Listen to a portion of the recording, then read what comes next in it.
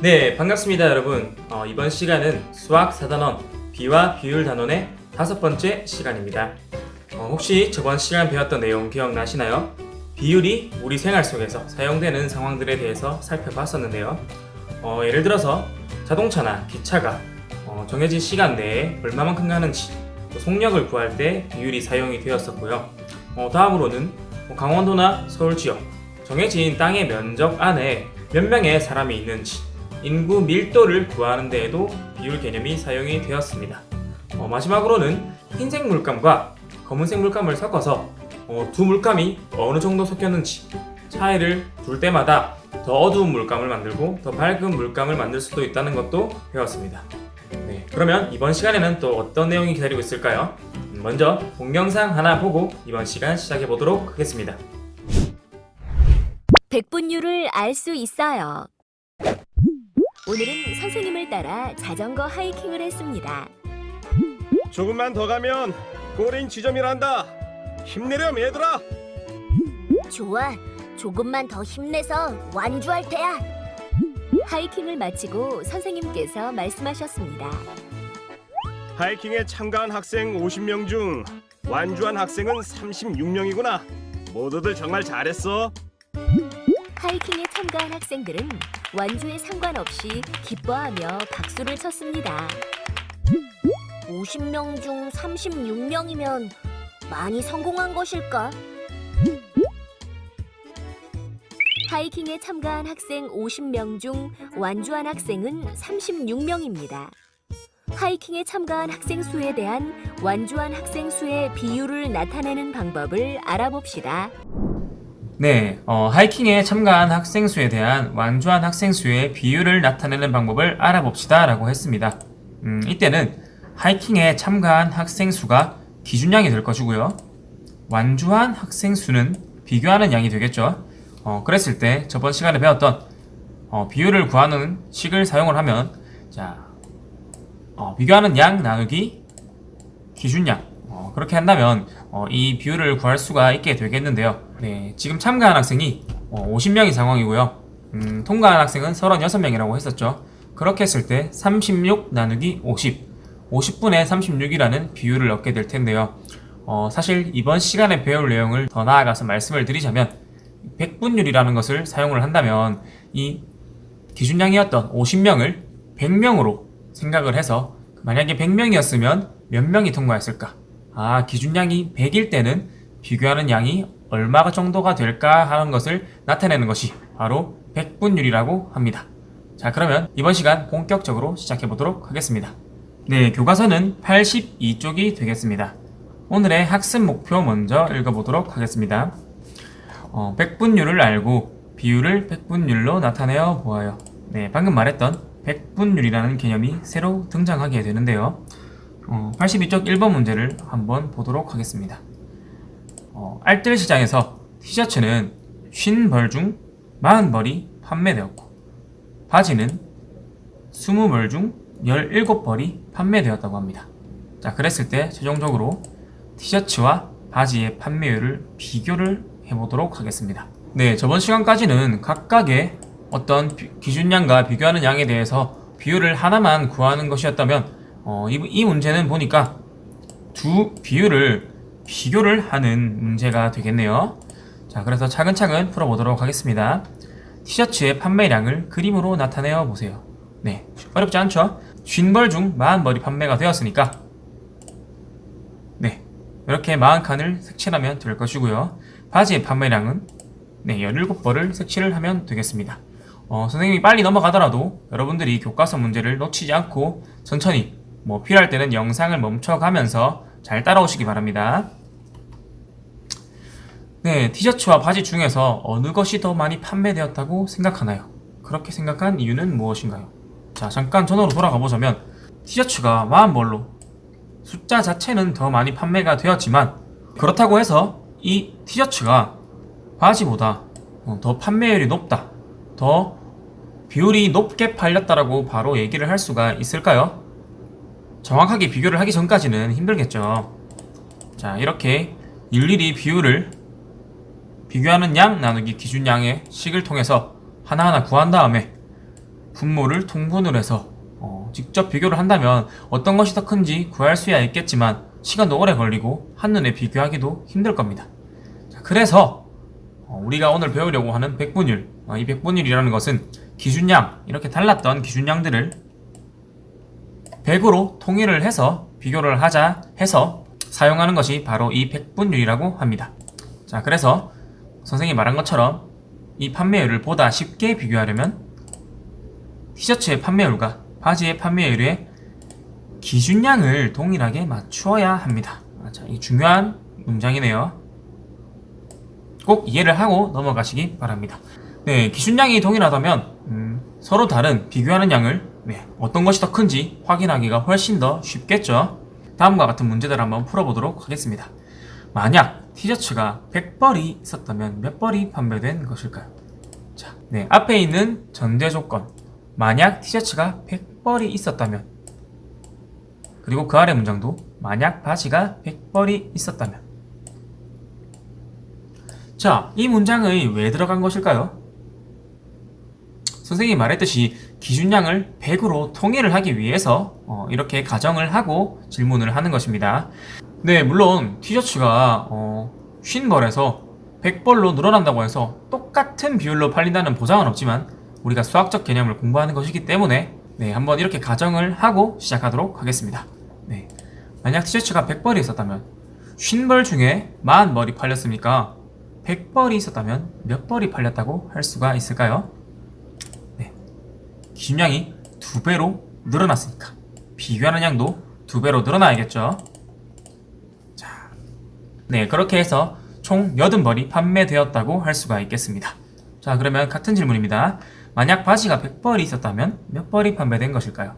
20벌 중에 17벌이 판매되었으니까 기준량이 5배로 늘어난 100벌이 있었다면 17 곱하기 5를 하여서 85 85벌이 판매되었다고 할 수가 있겠습니다. 그렇게 한다면 티셔츠는 100벌 중에 80벌이 판매, 바지는 100벌 중에 85벌이 판매. 어떤 게 더 큰지 바로 구별하기가 쉽겠죠. 그래서 이 비율을 기호로 나타낸 것이 퍼센트라는 것입니다. 한번 알아볼까요? 교과서 82쪽 아래에 있는 연두색 박스 부분입니다. 기준량을 100으로 한다고 했었죠. 이때의 비율을 백분율이라고 합니다. 자, 어떤 기호를 쓰게 될까요? 여러분들이 평소에 많이 보셨던 기호일 텐데요. 보시는 것과 같은 기호를 쓰게 됩니다. 사실 자세히 보시면 숫자 100이라는 숫자, 이 숫자와 많이 닮아 있는데요. 여기 동그라미가 하나가 이쪽으로 온다면 지금 보시는 것 같은 기호가 되겠죠. 이런 식으로 외우셔도 무방합니다. 자, 그렇게 나타내고 비율 100분의 85는 이렇게 쓰겠죠. 그리고 어떻게 읽는 것이냐, 여러분들도 이미 아시는 분도 있을 텐데요. 85%라고 읽습니다.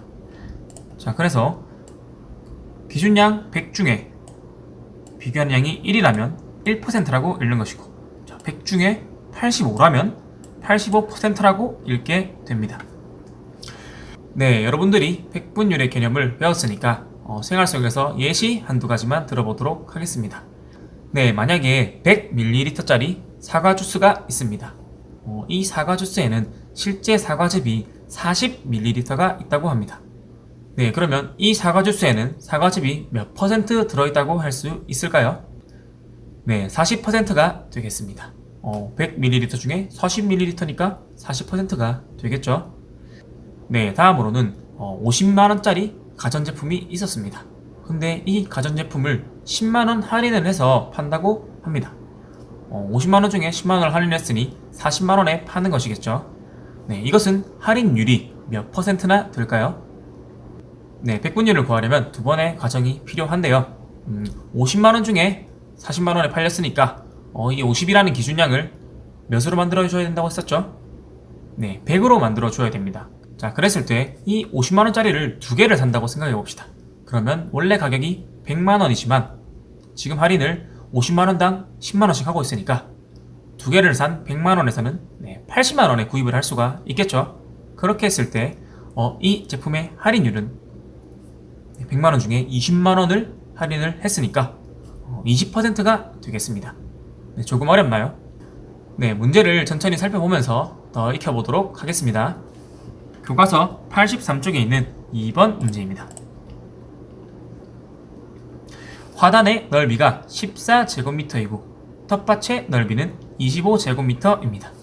네, 그랬을 때 화단 넓이는 텃밭 넓이의 얼마인지 백분율로 나타내어 보라고 했습니다. 자, 화단 넓이가 14제곱미터, 그리고 텃밭의 넓이가 25제곱미터. 텃밭이 더 넓은 상황인데요. 이번 문제는 여러분들이 먼저 한번 직접 풀어보시고 선생님과 함께 풀이를 살펴보는 방식으로 진행을 하도록 하겠습니다. 시간을 충분히 드릴 테니 천천히 한번 풀어보시기 바랍니다.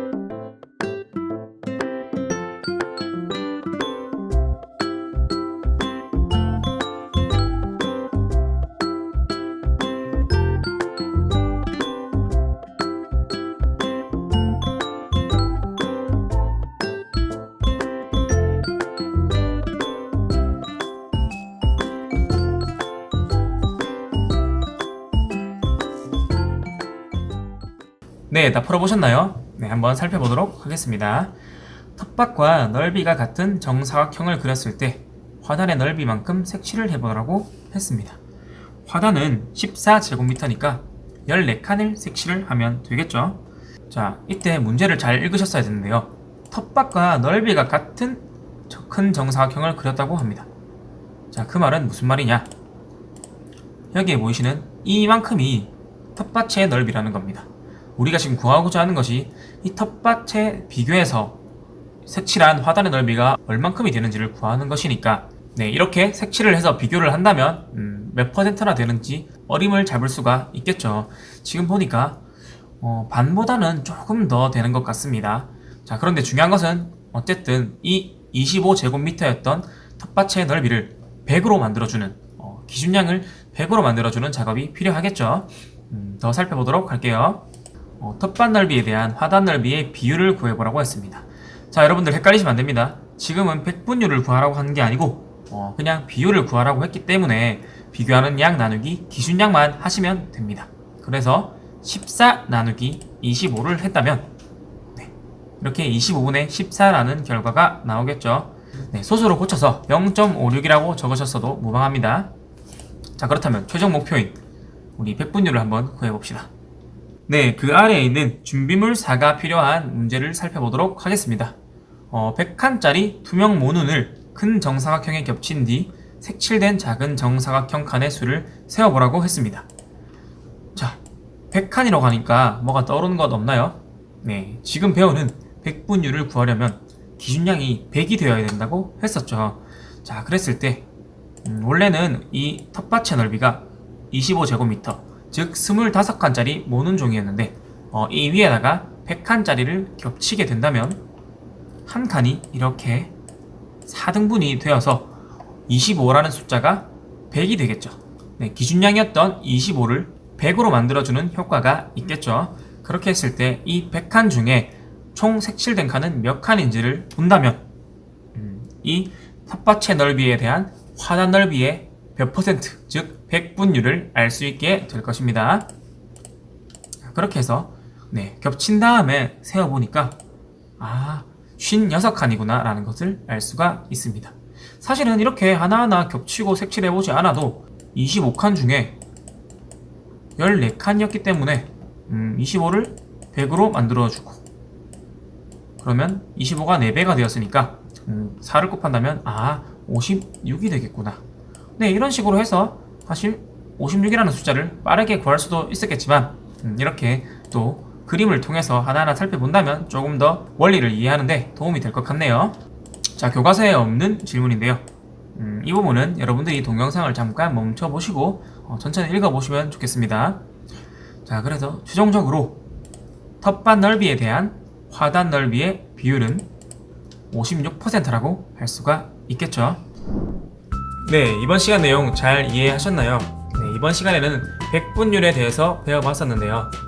저번 시간에 배웠던 방법대로 비율을 구하신 다음 그 기준량을 100으로 만들어 주어서 그 100 중에 비교하는 양이 얼마이구나 라는 것을 나타내는 것이 바로 백분율, 즉 퍼센트라고 했었습니다. 생활 속에서도 많이 사용되는 것이니까 잊지 마시고 꼭 기억하시기 바랍니다. 네, 그러면 선생님은 또 다음 시간에 찾아뵙도록 하겠습니다. 좋은 하루 되세요.